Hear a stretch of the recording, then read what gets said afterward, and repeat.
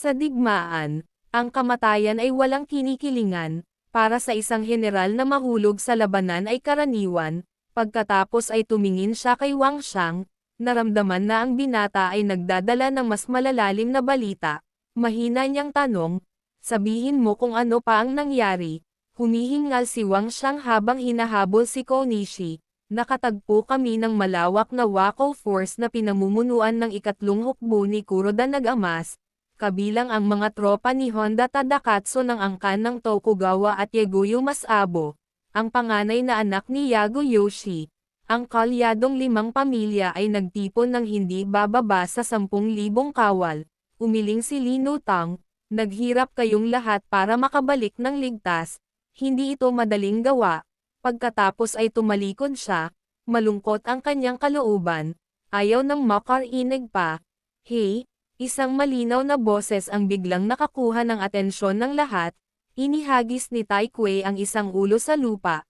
Nagulat ang lahat nang makita ang ulo ni Konishi Yakonaga. Inis na tanong ni Liro Xiang, hindi ka ba inatake ng malaking hukbo? Paano mo nagawang makuha ang ulo niya? Isa kang mahusay na mandirigma. Pinutol ni Kai Kui ang tanong ni Liro Xiang, sa mahinahon ang boses. Ang kanang army na si Lu Dongjin at si General Li Yan at ang kanyang mga sundalo ay diretsyong sumugod sa 5 kalyadong puwersa ng angkan na wala pang 100 metro ang layo. Ginamit niya ang kanyang sibat upang kunin ang ulo ni Konishi Yakonaga at pagkatapos ay mabangis na lumaban. Ang hukbo ay nagdusa ng matinding paghihirap sa panig ng 5 angkan. Ang hukbo ng Akahachi ay nalipol. Napatay ang commander na si Kuroda Nagamasa, at tumakas si Komizumi Azumo. Si Yusuji Keiko lang ang natakot, malayo sa larangan ng digmaan, bahagyang nasugatan. Hinarap ni Lian ang Honda Tadokatsu, at mabangis silang lumaban. Ang kanyang bakal na sibat ay nawasak, at siya ay malubhang nasugatan. Ngunit gumamit siya ng granada para makaganti. Tinamaan ng bala sa mukha, at hindi alam ang kanyang buhay o kamatayan. Namatay si Deng Tianxiang sa pagprotekta sa kanyang mga kasama. Ang pananambang ng mga kabalyero ni Wang Liang ay ganap na napawi. Itinagilid ni Kai Kui ang kanyang ulo. Ang kanyang matalas na mata ay nakatutok kay Liro Xiang. Commander, ngayon na ang panahon para sa ating buhay at kamatayan. Nasa iyo ang desisyon. Dumagundong ang kulog, at lahat ay natahimik at hindi kumikibo. Ang bawat salita ni Tai Kui ay bumulaga sa lahat, at sila ay nasasabik na mag-usap-usap. Sa sandaling ito, si Lian, na nakahiga sa mga bisig ng kamatayan, ay biglang nagpakawala ng isang masakit at nahihirapan na daing. Nakita niya ang kanyang mga kasama na pinagputol-putol, at nagngangalit ang kanyang mga ngipin, at sinabing, Ching Yin Tai, ang sitwasyon ng labanan sa Korea sa sandaling ito ay napakagulo. Pinamunuan ni Liro Xiang ang mahigit 10,000 tropa upang kabkuban at lipulin si Koshi, at ngayon ay mayroon na lamang mahigit 7,000. Pinakilos ni Hideyoshi Toyotomi ang siyam na elite na hukbo, halos 20,000 tropa, at sila ay nagpakita sa Pyongyang na parang mga multo. Sinamantala ni Liro Siang ang kabalyero, at bago siya makubkob ng mga reinforcement ng Hapon, nagpadala siya ng isang agarang sulat sa Pyongyang para sa mga reinforcement. Ang panig na ito ay umasa sa kalupaan upang maghanda para sa labanan. Ang ulan ay bumubuhos, at ang mga musket at kanyan ay hindi magamit. Tanging ang mga watawat, sibat, at mga pana ang natira upang lumaban. Ang mga reinforcement ng Hapon ay patuloy na umaatake, ngunit sila ay mahigpit na nilabanan ng mga sundalong Ming. Sa Pyongyang City, sinigawan ni Yiwu si Sang Yingchang, ako ang supervisor na hinirang ng emperador mismo, at wala kang karapatang gawin iyon. Ito ay isang personal na paghihiganti, sinasamantala ang kapangyarihan para sa personal na pakinabang. Pagkatapos ay nagpadala si Sang Yingchang ng isang tao para kunin si Yiwu. Pagkaalis ni Yiwu, naisip ni Chong sa kanyang sarili na kung makakaligtas siya sa labanang ito, iaalay niya ang kanyang buhay sa Daoist Master.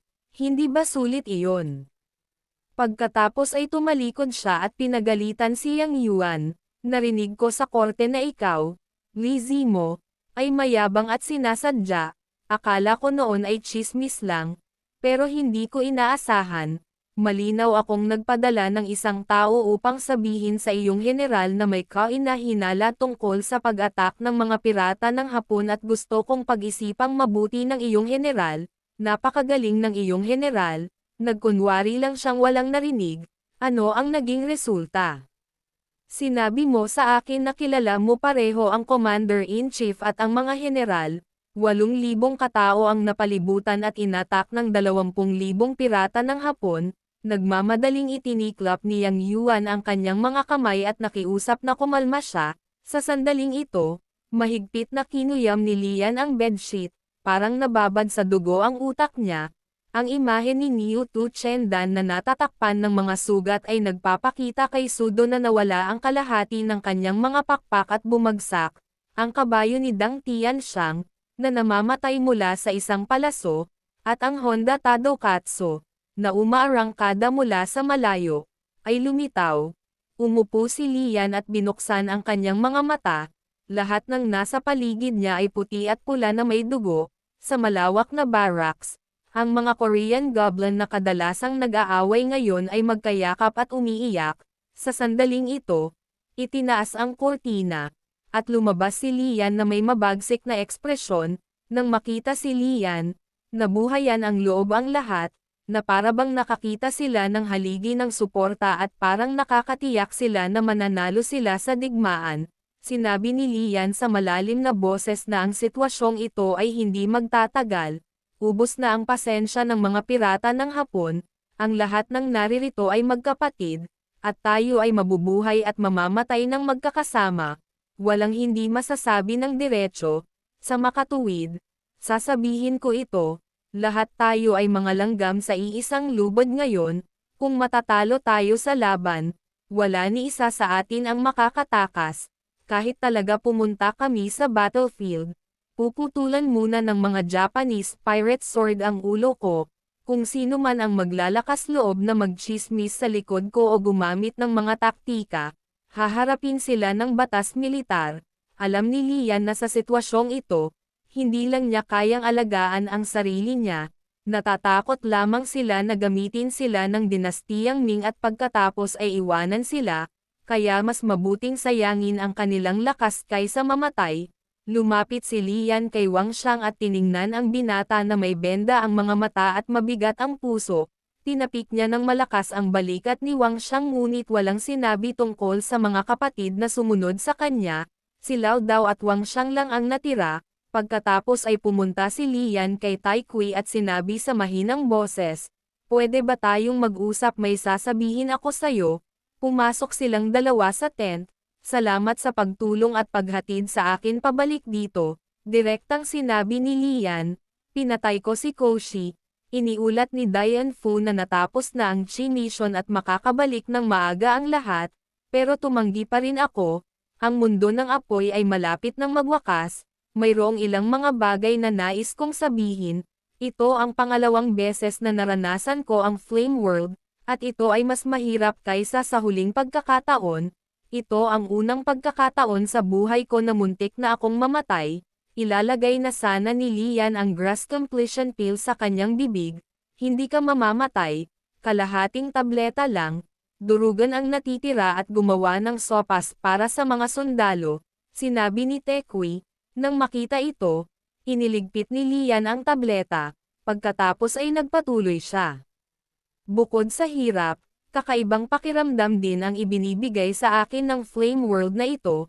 Ito ay tulad ng pagbili ng maling sukat ng Okimoto. Ang susunod kong sasabihin, maiintindihan mo ito kung gagawin mo. Kung hindi, kalimutan mo na. Nagulat si Tai Kui kay Lian. Akala niya ay masisisi siya nito sa hindi niya pagtulong o pagtatanong sa kanya kung paano haharapin ang sitwasyon bilang isang taong may karanasan, ngunit ito lamang ang kanyang naitanong. Nagpatuloy si Lian. "Bago ako, sa mga talaan ng apoy, lumitaw lamang ang Flame World Fruit kapag kinopya ang dragon na Tiger Chi, mula sa paglalarawan. Ito marahil ang pamana ng apoy na mundo ng gumagala. at ang antas ng paggising ay umabot sa 40 o mas mataas pa. Ito rin ang nagpapatunay na hindi dapat lumitaw sa akin ang Flame World Fruit noong minsan ko lang naranasan ang Flame World event, nang pumasok ako sa ibong may 9 na ulo. Ang gumagala sa nakakalat na bakal ay may antas ng paggising na hindi hihigit sa 9, sa sandaling ito, mahinahong sinabi ni Tai Kui, inayos ko na ipasok mo ang prutas na ito, hindi nagulat si Lian sa sagot, ipinagpatuloy ni Tai Kui na, karaniwan, ang isang gumagala sa nakakalat na bakal na tulad mo ay hindi makaka-access sa listahan ng nangyungunang 50 Flame World Fruit, at ang kaukulang awtoridad ay hindi maa-activate. Ito ay tulad ng paghahambing ng pamamahagi sa isang mataas na katayuan na kaalaman sa pananaw sa mundo, sa pagbili ng awtoridad, at iba pa. Kaya minsan, parang langaw na lumilipad, pero matalino mag-isip ng paraan para mangolekta ng mga ligaw na Diyos.